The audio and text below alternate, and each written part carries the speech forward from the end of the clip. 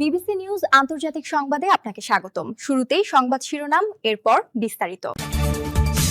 Iran কেন হরমুজের ওপর পূর্ণ সার্বভৌমত্ব চাচ্ছে? শুধুই কি রাজস্ব নাকি অন্য কিছু?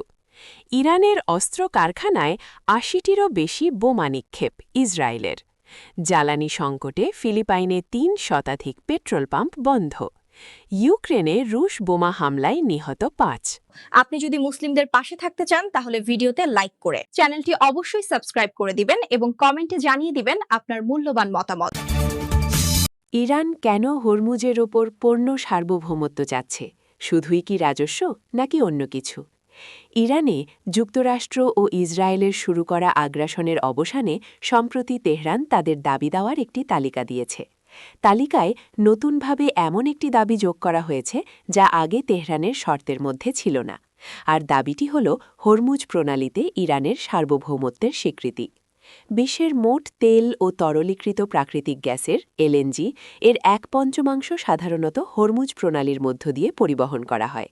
ইরান এখন এটিকে সবচেয়ে শক্তিশালী হাতিয়ার হিসেবে ব্যবহার করতে চাইছে।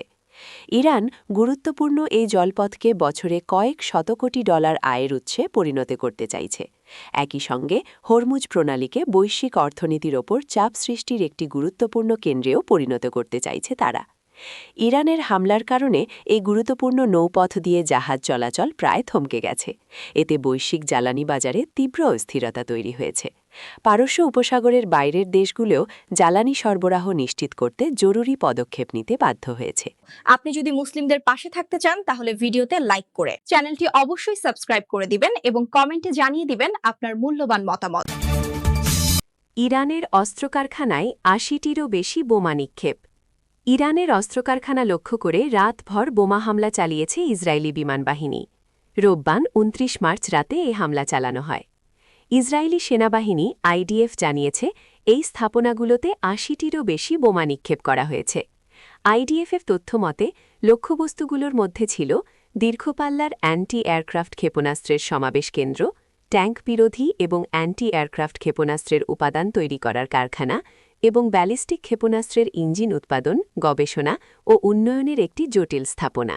আপনি যদি মুসলিমদের পাশে থাকতে চান তাহলে ভিডিওতে লাইক করে চ্যানেলটি অবশ্যই সাবস্ক্রাইব করে দিবেন এবং কমেন্টে জানিয়ে দিবেন আপনার মূল্যবান মতামত।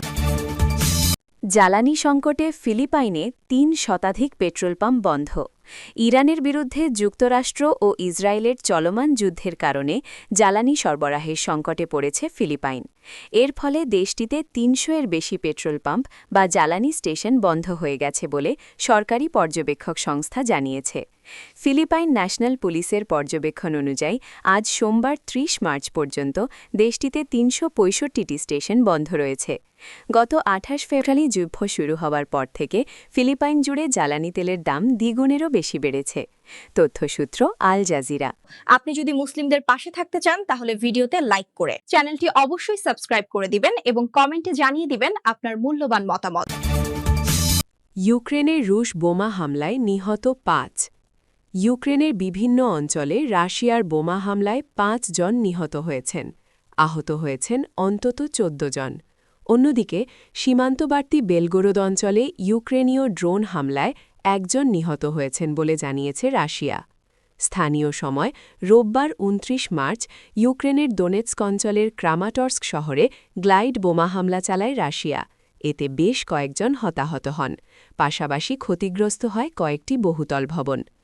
কিয়েভের গভর্নর অভিযোগ করেন বেসরকারি এলাকাগুলোকে ইচ্ছাকৃতভাবে লক্ষ্যবস্তু বানাচ্ছে মস্কো। ওডেসায় মাতৃসদন ও শিক্ষা প্রতিষ্ঠানে হামলায়ও হতাহত হন কয়েকজন। পাল্টা জবাবে ইউক্রেনও রাশিয়ার অভ্যন্তরে হামলা জোরদার করে।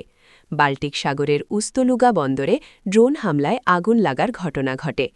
ইউক্রেনের নিরাপত্তা সংস্থা বলছে এই হামলা রাশিয়ার জ্বালানি ও রপ্তানি সক্ষমতা দুর্বল করার কৌশলের অংশ। আপনি যদি মুসলিমদের পাশে থাকতে চান তাহলে ভিডিওতে লাইক করে চ্যানেলটি অবশ্যই সাবস্ক্রাইব করে দিবেন এবং কমেন্টে জানিয়ে দিবেন আপনার মূল্যবান মতামত।